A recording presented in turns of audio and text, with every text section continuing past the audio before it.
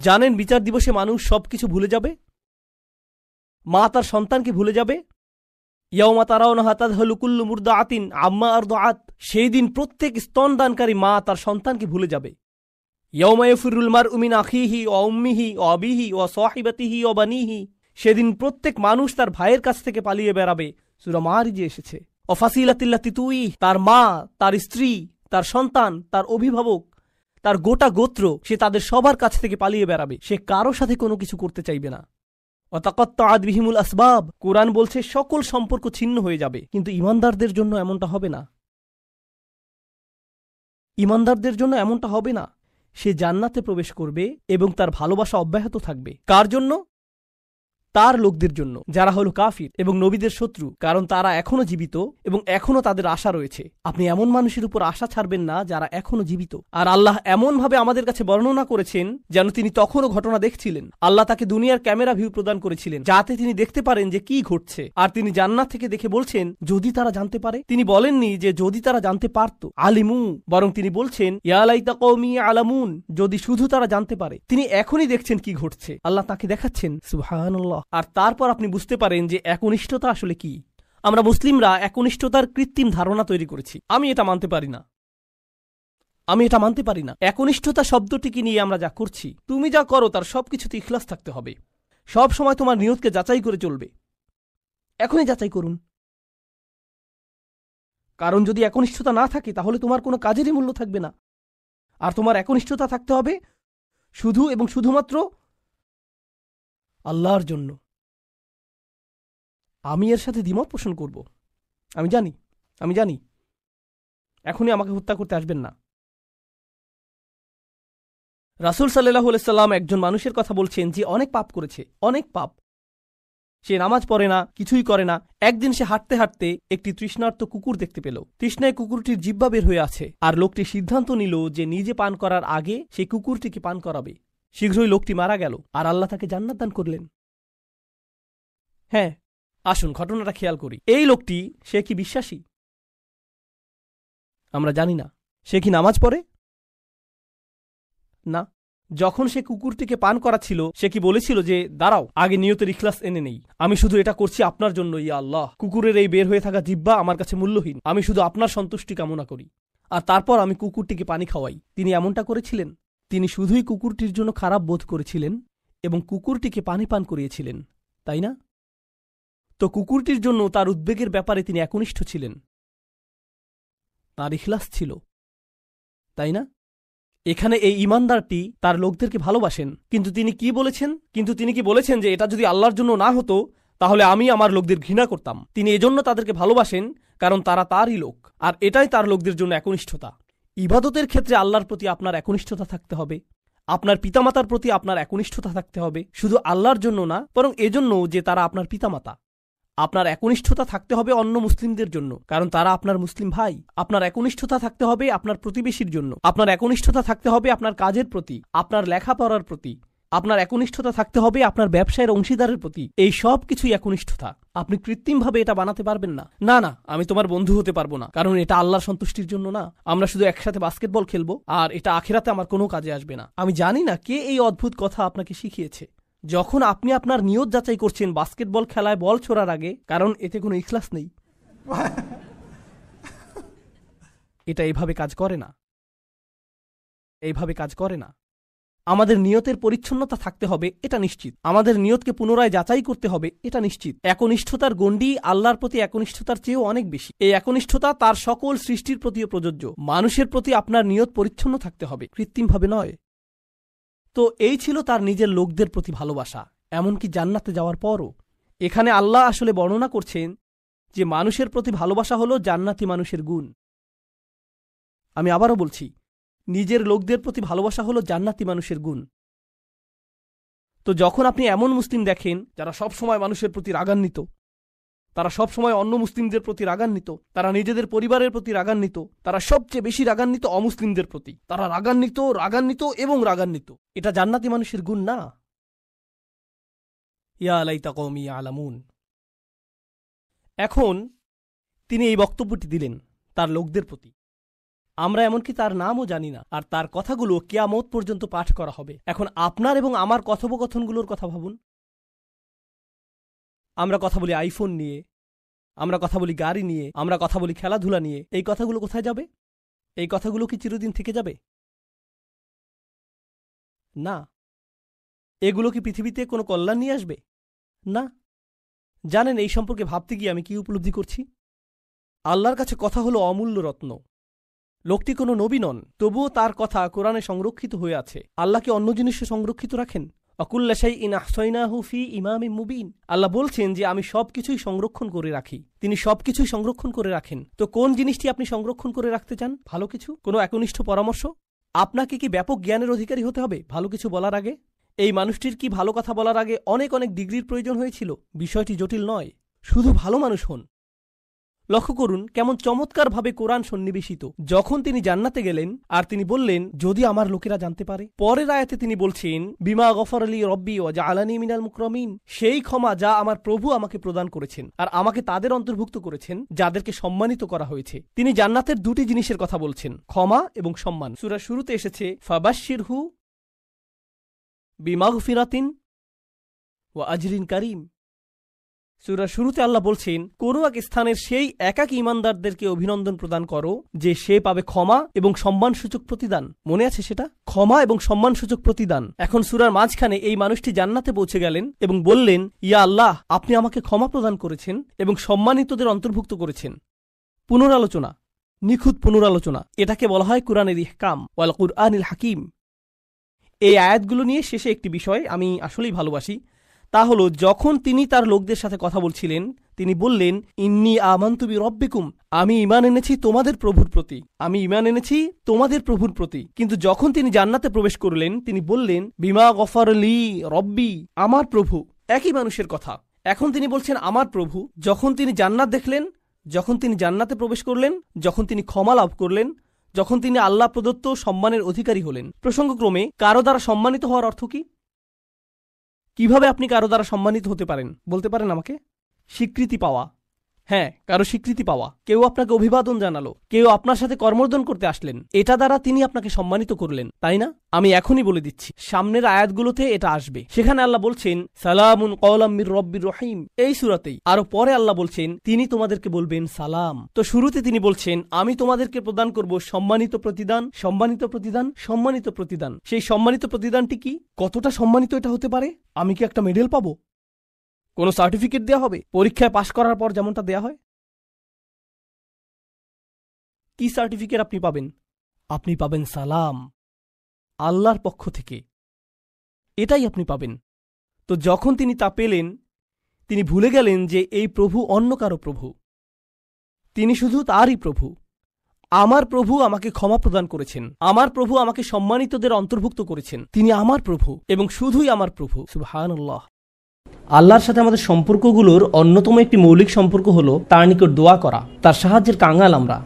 আমাদের ধর্মীয় ক্ষেত্রে তার সাহায্য দরকার, হেদায়েত পাওয়ার ক্ষেত্রে তার সাহায্য দরকার, সত্য পথের উপর টিকে থাকার জন্য, অসৎ পথ থেকে দূরে থাকার জন্য, তার ক্ষমা পাওয়ার জন্য আমাদের তার সাহায্য দরকার, তার সহায়তা দরকার আধ্যাত্মিক ক্ষেত্রে আমাদের ঈমানের জন্য। এছাড়াও জীবন পরিচালনার সকল ক্ষেত্রে আমরা তার সাহায্যের মুখাপেক্ষী।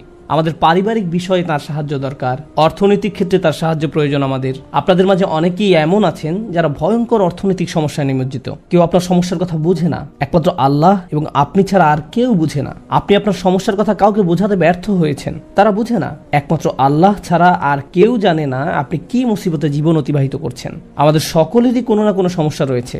আল্লাহ নিজেই দুনিয়ার জীবনের এই বাস্তবতার কথা কোরআনে উল্লেখ করেছেন। তিনি বলেন লাকাদ খলাকনাল ইনসানা ফি কাবাদ, নিশ্চয়ই আমি মানুষকে শ্রম নির্ভর রূপে সৃষ্টি করেছি। হয় আপনি মানসিকভাবে পরিশ্রান্ত, না হয় ইমোশনালি আপনি ক্লান্ত। অতিরিক্ত কাজের চাপে আপনি পরিশ্রান্ত, শারীরিকভাবে আপনি ক্লান্ত, স্বাস্থ্যগত দিক দিয়ে আপনি পরিশ্রান্ত, বয়সের ভারে আপনি ক্লান্ত। আপনার সমস্যা থেকে বের হয়ে আসার জন্য অনেক সমাধান খুঁজছেন, কিন্তু কিছুই কাজ করছে না। এভাবে আপনার সৃজনশীলতাও একসময় নষ্ট হয়ে যায়। আমরা সবসময় পরিশ্রান্ত জীবনযাপন করছি, আমরা প্রতিনিয়ত কোনো না কোনো সমস্যায় জর্জরিত। এই সমস্যাগুলো আমাদের চিন্তা শক্তির বেশিরভাগ অংশ দখল করে রাখে। অনেক সময় ইতিবাচক চিন্তা করার জন্য নিজের উপর জোর খাটাতে হয়, কারণ আপনি যদি জোর করে ইতিবাচক চিন্তা না করেন তাহলে নেতিবাচক চিন্তাগুলো সবসময় এসে আপনার মাথায় জড়ো হয়ে থাকে। সব সমস্যা যেগুলো সমাধান দরকার এগুলো নিয়েই আমরা সবসময় চিন্তামগ্ন থাকি। আল্লাহর সাথে আমাদের সম্পর্কগুলোর একটি হলো আমরা যেন আমাদের সমস্যাগুলো সমাধানের জন্য তার নিকট দোয়া করতে পারি, আমাদের যা যা দরকার আমরা যেন সেটা তার নিকট চাইতে পারি। তো আজ আমি যে বিষয়টি নিয়ে কথা বলতে চাই এমন একটি সিক্রেট উপাদান যার মাধ্যমে আমরা আল্লাহর নিকট যা ইচ্ছা তাই চাওয়ার সামর্থ্য অর্জন করতে পারি। আমরা সবাই বিভিন্ন জিনিস আল্লাহর কাছে চাই, আর সেটা হতে পারে আল্লাহ এবং বান্দার মাঝে একান্ত গোপন কোনো ব্যাপার। আপনি যদি আসলেই আল্লাহর নিকট থেকে আপনার দোয়ার উত্তর আশা করেন তাহলে কিছু শর্ত আগে পূরণ করতে হবে। আর তার মাঝে অন্যতম একটি গুরুত্বপূর্ণ ব্যাপার যা কোরআনের সর্বত্র বিশেষ জোর দেওয়া হয়েছে তা হলো আমাকে এবং আপনাকে সবার আগে আল্লাহর নিকট নিঃশর্ত ক্ষমা চাইতে হবে। তার নিকট কোনো কিছু চাওয়ার পূর্বে আপনাকে ক্ষমা চাইতে হবে, আপনাকে ক্ষমা চাইতে হবে। আমার আপনার যে প্রয়োজনগুলো আছে সেগুলো চাওয়ার পূর্বে আমাদেরকে আল্লাহর নিকট পরিপূর্ণ আন্তরিকতার সাথে ক্ষমা চাইতে হবে। এটা শোনার পর আপনি হয়তো জিজ্ঞেস করতে পারেন ক্ষমা চাওয়ার জন্য কোন দোয়া পড়তে হবে বা ক্ষমা চাওয়ার জন্য শ্রেষ্ঠ দোয়া কোনটি। মানুষ বিভিন্ন অকেশনে বিভিন্ন রকমের দোয়া পড়ে। যেমন কোনো সন্তান সম্ভব বা মা এসে জিজ্ঞেস করে কিছুদিনের মধ্যে আমার বাচ্চা হবে, এখন আমার বাচ্চার জন্য কোন দোয়াটি আমি পড়তে পারি। অথবা কেউ একজন এসে বলতে পারে যে আমি চাকরির ইন্টারভিউ দিতে যাচ্ছি, কোন দোয়াটি আমি এখন পড়তে পারি, আমাকে বিশেষ বিশেষ সময় উপলক্ষে বিশেষ বিশেষ দোয়া প্রদান করুন। আমি আপনাদের বলছি বিশেষ সময়ের ওই দোয়াগুলো অবশ্যই গুরুত্বপূর্ণ, কারণ সেগুলো পবিত্র এবং আল্লাহর কাছ থেকে অবতীর্ণ। কিন্তু সকল সমস্যার ক্ষেত্রে কমন দোয়া হলো যে একটি দোয়া আপনার সকল সমস্যা দূর করবে, তা হলো সত্যিকার অর্থে আল্লাহর নিকট ক্ষমা প্রার্থনা করা। নূহ আলাইহিস সালাম তার জাতিকে আল্লাহর নিকট ডেকেছিলেন 900 বছরেরও বেশি সময় ধরে। তিনি তাদের নিকট অবিরাম দাওয়াত দিয়ে গেছেন। তার নবুয়তি জিন্দেগির শেষ দিকে এসে তিনি পেছনে ফিরে দেখেন এবং তিনি তাদের নিকট যে বার্তাটি দিতে চেয়েছিলেন তার একটা সারাংশ দাঁড় করিয়েছেন। তিনি তাদের উদ্দেশ্যে শুধু একবার বা দুইবার কথা বলেননি। লাইলান ওয়া নাহারা দাউতু কওমি লাইলান ওয়া নাহারা, তিনি বলেন হে আমার পালনকর্তা, আমি আমার সম্প্রদায়কে দিবারাত্রি দাওয়াত দিয়েছি। তিনি রাতেও কোনো বিরতি নেননি। কোরআনের একটি সূরা তার নামে নামকরণ করা হয়েছে, সূরাতুন নূহ। সেখানে এই গোটা সময় ধরে যে তার সম্প্রদায়কে তিনি দাওয়াত দিয়ে গেছেন তার একটা সারমর্ম তুলে ধরা হয়েছে। আমি তোমাদের কাছ থেকে কি আশা করেছিলাম, কুল্লামা দাআউতু লিতাগফিরা লাহুম। আর এই গোটা সময় ধরে আমি তাদেরকে এই ধর্মের দিকে আহ্বান করেছি যেন আপনি তাদেরকে ক্ষমা করেন ইয়া রব, যেন আপনি তাদেরকে ক্ষমা করেন ইয়া রব। আমি ঠিক এই কথাগুলো তাদের বারবার বলেছি, বারবার বলেছি। ফাকুলতু ইস্তিগফারু রাব্বাকুম, অতবার বলেছি তোমরা তোমাদের পালনকর্তার ক্ষমা প্রার্থনা করো। ইন্নাহু কানা গফফারা, নিশ্চয়ই আল্লাহ হলেন এমন সত্তা যিনি বারবার ক্ষমা করতে থাকেন, বারবার ক্ষমা করতে থাকেন। এরপর তিনি যা বলছেন তা খুবই অসাধারণ। আমি চাই আপনারা এই বিষয়টা উপলব্ধি করুন যে তিনি কোন ধরনের মানুষগুলোর উদ্দেশ্যে কথা বলছিলেন। তিনি ইতিহাসের অন্যতম খারাপ একটা সম্প্রদায়ের উদ্দেশ্যে কথা বলছিলেন। নূহ আলাইহিস সালামের সম্প্রদায়কে পৃথিবীর অন্যতম চরম অবাধ্য জাতিগুলোর একটি হিসাবে বর্ণনা করা হয়েছে। সূরাতুজ জারিয়াতে আল্লাহ বিভিন্ন জাতি সম্পর্কে বর্ণনা করেছেন যারা আল্লাহর বিরুদ্ধে, তাদের নিকট প্রেরিত রাসূলদের বিরুদ্ধে বিদ্রোহ ঘোষণা করেছিল, ফলে তাদের ধ্বংস করে দেয়া হয়েছিল। সূরা আন-নাজমে যখন নূহ আলাইহিস সালামের জাতির কথা আসলো তিনি বললেন ওয়া কওমু নূহিম মিন ক্বাবলু ইন্নাহুম কানু হুম আযলামু ওয়া আতগা, আর পূর্বে নূহের কওমকেও নিশ্চয়ই তারা ছিল অতিশয় জালিম এবং চরম অবাধ্য। বিষয়টা যৌক্তিক মনে হয়। অন্য সকল নবীর মতো শুধু এক প্রজন্মের জন্য তাদের নবী ছিলেন না, প্রতি শতাব্দীতে ৩-৪ প্রজন্ম মানুষের জন্য শতাব্দীর পর শতাব্দী ধরে তাদের একজন নবী ছিল। প্রতি ২০ বছর পর পর নতুন নতুন প্রজন্মের আবির্ভাব ঘটে, আর নূহ আলাইহিস সালাম এটা দেখেছিলেন শতাব্দীর পর শতাব্দী ধরে। প্রতি ২০ বছর পর পর নতুন নতুন প্রজন্মের আবির্ভাব ঘটে। তিনি ৪০ থেকে ৫০ প্রজন্মের মানুষদের দেখেছিলেন, আর তারা সবাই তাকে প্রত্যাখ্যান করেছিল। আর তিনি সকল প্রজন্মকে একই দাওয়াত দিয়ে যাচ্ছিলেন। একটি উদ্দেশ্যকে সামনে রেখে আমি এই বিষয়টির উপর আলোকপাত করছি। তিনি চরম অবাধ্য এক জাতির উদ্দেশ্যে কথা বলছিলেন। তাদের নিকট তিনি কি প্রস্তাব তুলে ধরেন, কি প্রস্তাব তুলে ধরেন? তিনি বলেন ইস্তিগফারু রাব্বাকুম, তোমাদের রবের ক্ষমা প্রার্থনা করো। ইন্নাহু কানা গফফারা, তোমরা বারবার আল্লাহর অবাধ্যতা করছিলে, তিনি বারবার ক্ষমা করতে থাকেন। তোমরা বারবার আল্লাহর অবাধ্যতা করছিলে, আল্লাহ বারবার ক্ষমা করতে থাকেন। কিন্তু তার প্রস্তাব এখানেই থেমে থাকেনি। তিনি বলেন ইউরসিলুস সামাআ আলাইকুম মিদরারা। এখানে ইউরসিলু হলো জওয়াবে আমর। এর মানে হলো যদি তোমরা তার নিকট ক্ষমা প্রার্থনা করো তাহলে আল্লাহ তোমাদের জন্য আসমানের দরজা খুলে দিবেন, আর এটা তোমাদের উপর অজস্র ধারায় করুণা বর্ষণ করবে। এর দ্বারা বৃষ্টিও বোঝানো হতে পারে, কিন্তু পরিহাসের বিষয় হলো এখানে বৃষ্টি দ্বারা বন্যা ইঙ্গিত করা হয়নি, যদিও সব শেষে বন্যা কবলিত হয়েছিল নূহ আলাইহিস সালামের জাতি। এই আয়াতে আল্লাহ ভিন্ন ধরনের বৃষ্টির কথা বলেছেন। যদি তারা ক্ষমা প্রার্থনা করত, যে বৃষ্টি তাদের ধ্বংস করে দিয়েছিল সেই বৃষ্টি হতে পারত তাদের জন্য জীবন আহরণকারী। তারা বৃষ্টির জন্য প্রার্থনা করেনি, তারা বৃষ্টির জন্য প্রার্থনা করেনি, আর আল্লাহ তাদের বলছেন ক্ষমা প্রার্থনা করতো যদি তোমরা যদি ক্ষমা প্রার্থনা করো, আকাশের দরজা তোমাদের জন্য খুলে দেওয়া হবে আর তা বৃষ্টি বর্ষণ করতে থাকবে। আল্লাহ বলেননি যে পানি বর্ষিত হবে, তিনি বলছেন আকাশ বর্ষণ করবে, কারণ আকাশ শুধু বৃষ্টি নয়, আরো রহমত বর্ষণ করতে পারে। আকাশ থেকে ক্ষমা আসে, আকাশ থেকে প্রশান্তি আসে, বিশ্বাস আসে, রিজিক আসে, সমস্যার সমাধান আসে আসমান থেকে। তিনি তোমাদের জন্য আকাশ খুলে দিবেন আর আকাশের সকল সম্পদ তোমাদের উপর অঝোর ধারায় বর্ষিত হতে থাকবে। আর তোমরা এতদিন রহমতের ভাগিদার হতে পারছিলে না, কারণ তোমরা ক্ষমা প্রার্থনা করনি। তাই এখন ক্ষমা চাইলে এটা খুলে যাবে। একটা একটা করে আপনার সমস্যাগুলোর কথা আল্লাহকে বলেন। আপনার এমনও সমস্যা থাকতে পারে যেটার কথা আপনি নিজেও জানেন না, কিন্তু আল্লাহ জানেন। আমি আর আপনি যদি সত্যিকার অর্থে আল্লাহ নিকট ক্ষমা চাইতে পারি, তাহলে ওই অজানা সমস্যাগুলো স্বর্গীয় হস্তক্ষেপে সমাধান হয়ে যাবে। ইউরসিলুস সামা আলাইকুম মিদরারা। আল্লাহ সুবহানাহু ওয়া তাআলা এখানেই থেমে যাননি। আপনি কার জন্য ক্ষমা চাচ্ছেন?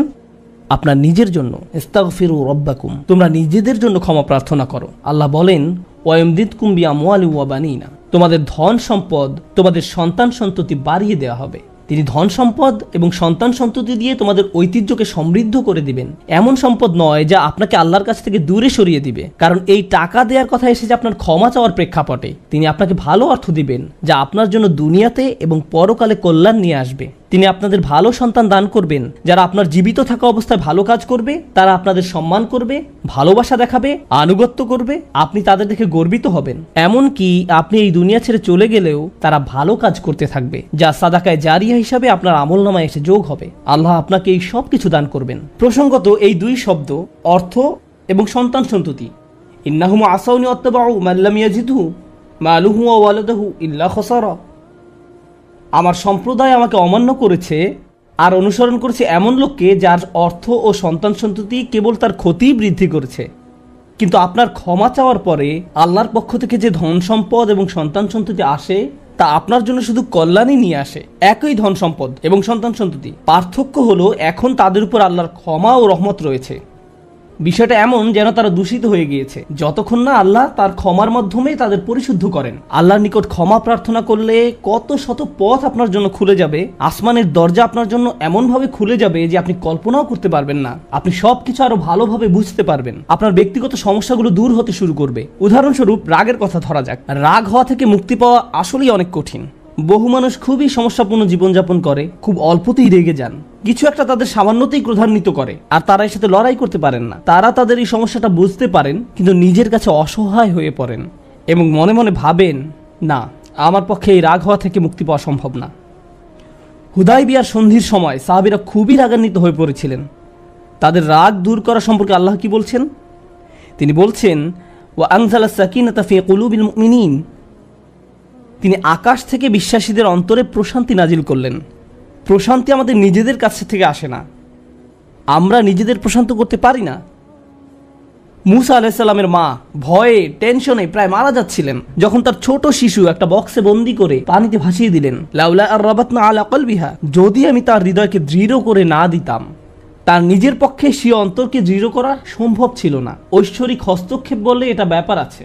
আল্লাহ তার অন্তরকে দৃঢ় করেছিলেন, যা আমাদেরকে আমাদের ব্যক্তিগত দুর্বলতা এবং প্রবণতা থেকে সুস্থ হতে সাহায্য করে। কিছু কিছু মানুষ অশ্লীলতার প্রতি খুবই আকৃষ্ট হয়ে পড়ে, কেউ কেউ ক্রোধ নিয়ন্ত্রণ করতে পারে না, আবার কেউ কেউ মারাত্মক লোভী, সবসময় শুধু টাকা পয়সা নিয়ে চিন্তামগ্ন থাকে। তারা এইসব থেকে বের হয়ে আসতে চায়, কিন্তু নিজেদের সাথে যুদ্ধ করে পারে না। এই সব সমস্যার সমাধান আসে আল্লাহর পক্ষ থেকে।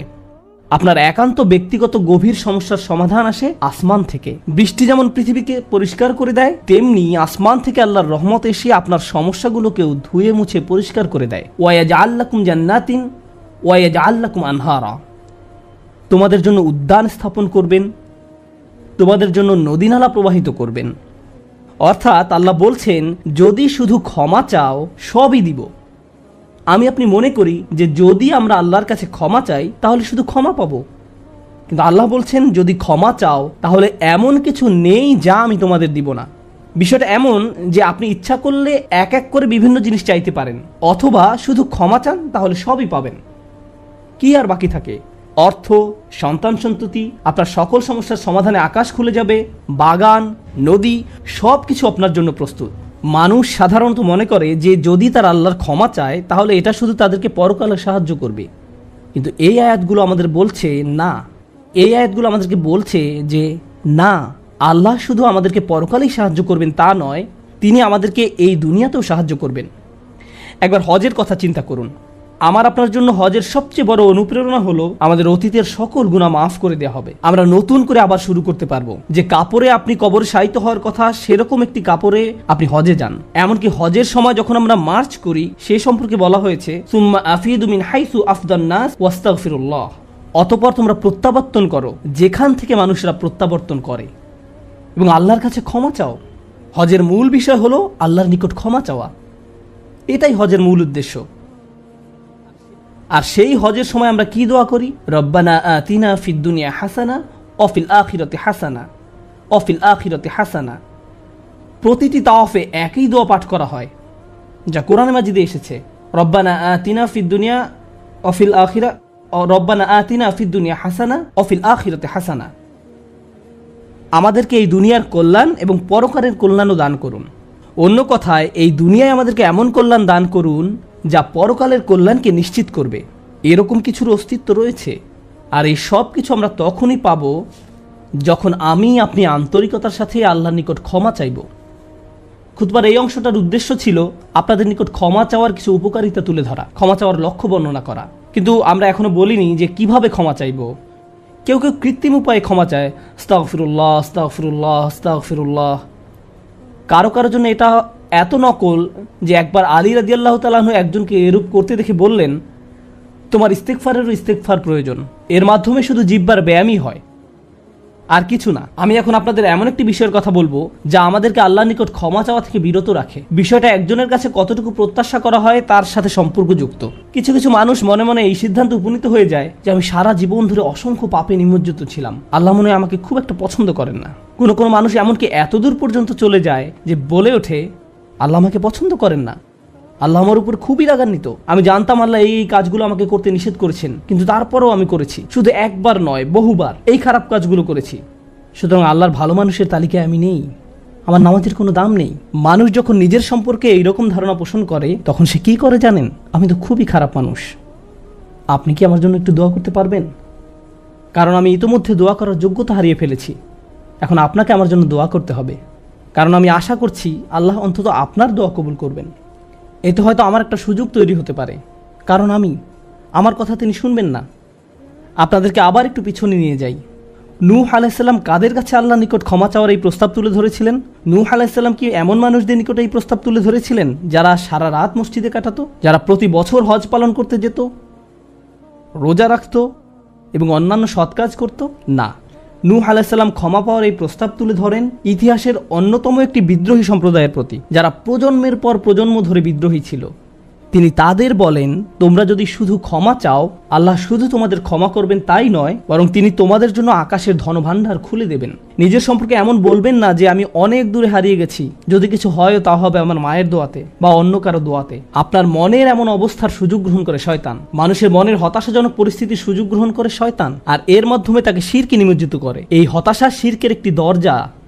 কেন জানেন? তখন মিথ্যা ধর্ম আসে এবং আপনাকে বলে, আপনি তো অনেক বড় পাপী, আপনার পক্ষে ক্ষমা পাওয়া সম্ভব নয়। যিশুকে বলুন আপনাকে ক্ষমা করে দিতে। আপনি যিশুর সাথে ভালো সম্পর্ক করুন, তিনি আল্লাহর সাথে আপনার সম্পর্ক ভালো করে দিবেন। আল্লাহ এবং আপনার মাঝখানে যিশু এসে দাঁড়াবে, অথবা তারা অন্য কাউকে মাঝখানে দাঁড় করাবে, বলবে অমুক পীর, তার কবরের কাছে গিয়ে কিছু চকলেট রাখো। তাহলে তিনি আল্লাহকে বলবেন আপনার সমস্যার সমাধান করে দিতে। আপনি এখন আল্লাহর সাথে কথা বলতে পারবেন না, কিন্তু ওই পীর তিনি আল্লাহর প্রিয় বান্দা, তাই আপনি তার মাধ্যমে আল্লাহর কাছে আপনার দরখাস্ত পেশ করুন। এভাবে শিরকের দরজা খুলে যায়। অন্য কথায়, আল্লাহর সাথে আমাদের সরাসরি যোগাযোগের মূল বিষয়টি, তাওহীদের মানেই হলো সরাসরি যোগাযোগ। লা ইলাহা ইল্লাল্লাহ একই কথা বলে, আর এই সব কিছুর মূল কথা হলো আপনার যা প্রয়োজন তা সরাসরি আল্লাহর নিকট প্রার্থনা করুন। যে বিষয়টি আমাদের সকল প্রয়োজন পূরণ করবে তা হলো আল্লাহর নিকট ক্ষমা প্রার্থনা করা। এখন এই ক্ষমা চাওয়াটা দুইভাবে হয়ে থাকে, জিহ্বার মাধ্যমে ক্ষমা চাওয়া এবং অন্তরের মাধ্যমে ক্ষমা চাওয়া। মানুষ সাধারণত নিজের পক্ষে যুক্তি দিয়ে থাকে। আমি যদি কোনো কারণে আপনার সমালোচনা করি, যেমন ধরুন কাউকে বললাম, এই যে আমি আপনাকে অমুক অমুক কথা বলতে শুনেছি, সে তাৎক্ষণিক হয়তো বলে উঠবে, এক্সকিউজ মি, আমি এমনটা বোঝাতে চাইনি, আপনি তো পুরো ঘটনাটা জানেনই না। আপনি সাথে সাথে নিজের পক্ষে যুক্তি দিতে শুরু করেন, আত্মরক্ষামূলক হয়ে ওঠেন। বালিল ইনসানু আলা নাফসিহি বাসীরা ওয়ালাউ আলকা মাআযিরা। মানুষ নিজের সম্পর্কে সুধারণা পোষণ করে, তারা প্রচুর অজুহাত দেখায়।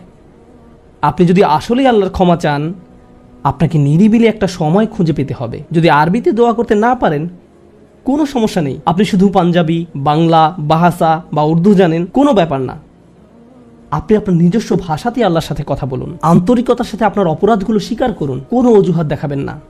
এরকমটা করতে পারা আসলেই কঠিন, কারণ আয়নার সামনে দাঁড়িয়েও আমরা নিজের সাথে মিথ্যে কথা বলি। নিজেকে এভাবে প্রবোধ দেই, আমি আসলে অত খারাপ না, আমি যা যা করেছি তার কারণ আছে। যখন আপনি আল্লাহর সামনে দাঁড়াবেন, নিজের কাজের বৈধতা দেওয়ার কথা ভুলে যান। আল্লাহ জানেন আপনি কি অবস্থার মধ্যে দিয়ে যাচ্ছেন। তিনি জানেন এটা কঠিন সময় ছিল। তিনি জানেন অমুক অমুক বিষয় আপনাকে সম্পূর্ণ গ্রাস করে ফেলেছিল। ইয়া রব, আমি অনেক চাপের মধ্যে ছিলাম, তাই মদ খেয়েছি। তিনি আপনার সবগুলো অজুহাত সম্পর্কে আপনার চেয়ে ভালোভাবে জানেন। আপনাকে অকপটে তার নিকট আসতে হবে, ফিল্টার ছাড়া, কোনো দ্বিধাদ্বন্দ্ব ছাড়া, নির্দ্বিধায়, কোনো রকমের বিব্রত বোধ করা ছাড়া। অনেক সময় আমরা নিজেদের পাপ স্বীকার করতে বিব্রত বোধ করি, একরাশ লজ্জা এসে আমাদের জড়িয়ে ধরে। কিন্তু যতক্ষণ না আপনি আল্লাহর নিকট অকপটে সকল পাপ স্বীকার করে নিচ্ছেন, আর এভাবে যখন নিজের উপর যে অন্যায়গুলো এতদিন ধরে করে এসছেন তা আপনি মুখ দিয়ে উচ্চারণ করতে শুরু করবেন, আমার বিশ্বাস করতে কষ্ট হয় যে সে সময় আপনার চোখ দিয়ে কোনো অশ্রু নির্গত হবে না। একজন মানুষের পক্ষে এটা অসম্ভব যে সে আল্লাহর সামনে এভাবে নিজেকে খোলাখুলি উপস্থাপন করবে আর তার চোখ দিয়ে কোনো অশ্রু বের হবে না, কারণ এটা দুর্বলতা প্রকাশের সময়। দুনিয়ার সামনে আমরা সাধারণত নিজেকে শক্তিশালী, আত্মবিশ্বাসী এবং দিব্যি সুস্থ হিসেবে উপস্থাপন করি। সবাই আমাদের দেখে মনে করে সবকিছু ঠিক আছে, কিন্তু ভেতরে ভেতরে যে আমি বহু সমস্যায় জর্জরিত তা একমাত্র আল্লাহ জানেন। আপনাকে সকল জড়তা কেটে তার নিকট সম্পূর্ণ খোলাখুলিভাবে নিজেকে উপস্থাপন করতে হবে, আর কেবল তখনই আপনি আল্লাহর নিকট ক্ষমা চাওয়ার অবস্থানে যেতে পারবেন। তারপর সিজদায় গিয়ে কাঁদতে থাকুন। তখন এটা শুধুমাত্র আস্তাগফিরুল্লাহ আস্তাগফিরুল্লাহ বলার মতো হবে না, এটা হয়ে উঠবে আল্লাহর সাথে একটি সত্যিকারের কথোপকথন, আল্লাহর নিকট সত্যিকার অর্থে পাপ স্বীকার। এটা খুবই শক্তিশালী একটা অনুশীলন, চেষ্টা করে দেখুন। আপনাকে একটা নিরিবিলি সময় খুঁজে পেতে হবে। নিশ্চিত করুন যে কেউ আপনার কথা শুনছে না। আপনার স্ত্রী বিছানায় শুয়ে আছে, এমত অবস্থায় মাঝরাতে ঘুম থেকে উঠে এভাবে দোয়া করতে পারবেন না, ইয়া আল্লাহ আমাকে ক্ষমা করে দিন, কারণ আপনার স্ত্রী তো আপনার দোয়া শুনতে পাচ্ছে। এভাবে করাটা নিষিদ্ধ নয়, কিন্তু একা একা দোয়া করা আপনার জন্য ভালো হবে। মোট কথা, নির্জন কোনো জায়গা খুঁজে বের করুন যেখানে আপনি একান্তে আল্লাহর সাথে কথা বলতে পারবেন। যদি আপনি এক গাদা আরবি দোয়া মুখস্থ করেন যার অর্থও আপনি জানেন না, আর বিড়বিড় করে সেগুলো উচ্চারণ করতে থাকেন, সে দোয়াগুলো অবশ্যই উত্তম এবং শক্তিশালী, কিন্তু আপনার অন্তরের সাথে যদি সেগুলোর কোনো যোগাযোগ না থাকে, শুধু জিহ্বা দিয়ে উচ্চারণ করছেন, তাহলে আপনি আসলে ক্ষমা প্রার্থনা করছেন না। আল্লাহ আপনাকে এই জিকিরের পুরস্কার দান করুন, কিন্তু এর নাম আসলে ইস্তেগফার বা ক্ষমা প্রার্থনা নয়। ইস্তেগফার অন্য কিছু। যখন আপনার চক্ষু খুলে অশ্রু নির্গত হতে শুরু করে, তখন আকাশের দরজা খুলে যায়, তখনই সেটা খুলবে। এই দুইটার মাঝে একটা কানেকশন আছে। সর্বশেষ যে বিষয়টি আমি আপনাদের সাথে শেয়ার করতে চাই তা হলো আল্লাহর উপর আশা ধরে রাখা। অনেকের জন্য এই বিষয়টা মেনে নেওয়া বেশ কঠিন যে আল্লাহ তার কথা শুনবেন, আমার দোয়া তার নিকট গুরুত্বহীন, আমি দোয়া করার কোনো অর্থ দেখি না। আপনাদের একটা কথা বলে রাখি, আল্লাহর নিকট থেকে আপনি সর্বশ্রেষ্ঠ যে উপহারটি পাবেন তা কি জানেন? ক্ষমা। এটাই সর্বশ্রেষ্ঠ উপহার। আপনি এটার মূল্য উপলব্ধি করুন আর নাই করুন, আর যা কিছু আল্লাহ আপনাকে দিবেন বলেছেন এর সবই অতিরিক্ত। আপনাদেরকে একটা উদাহরণ দেই। আমার অনেকগুলো সন্তান আছে। ধরুন আমার এক সন্তানের উপর আমি খুবই অসন্তুষ্ট, সে কোনো একটা অন্যায় করেছে, আমি খুবই রাগান্বিত হয়ে আছি, আমার বিশ্বাস করতে কষ্ট হয় যে তুমি এটা করেছো। এভাবে আমি তাকে কিছুটা বকাঝকা করলাম, তোমার এটা বলা উচিত হয়নি, তোমার এটা করা উচিত হয়নি। তার পরের দিন অন্য এক সময় আমার জন্য তার কিছু একটা করার কথা, যেমন আমার জন্য একটা কার্ড বানানোর কথা যাতে লেখা থাকবে বাবা আমি তোমাকে ভালোবাসি। সে জিনিসটা আঁকলো, কিন্তু তারপর কি মনে করে কাগজটা টুকরা টুকরা করে ময়লার বক্সে ফেলে দিল। এটা দেখে তার অন্য ভাই বলল, তুমি এটা ফেলে দিলে কেন? জবাবে সে বলল, বাবা আমার উপর খুবই রাগান্বিত, তিনি এটার প্রতি কোনো গুরুত্ব দিবেন বলে মনে হয় না। আমি যদি জানতাম যে সে বিষয়টাকে এভাবে দেখছে তাহলে আমি কি করতাম? আমি কি এভাবে বলতাম যে হ্যাঁ ফেলে দাও? না, বরং আমি আবেগে কেঁদে ফেলতাম, কিভাবে তুমি ভাবতে পারলে যে আমি তোমাকে আর ভালোবাসি না? হ্যাঁ তুমি অন্যায় করেছো, তুমি ভুল করেছো, কিন্তু তুমি এখনো আমার সন্তান। তুমি 1000 বার ভুল করলেও আমি তোমাকে ভালোবাসবো। আমাকে ওই কার্ডটি দাও, আমি সেটা ফ্রেমে বাঁধিয়ে রাখবো, ময়লার বাক্স থেকে নিয়ে গ্লাসে আটকিয়ে রাখবো, সারা জীবন ধরে যত্ন করে রাখবো।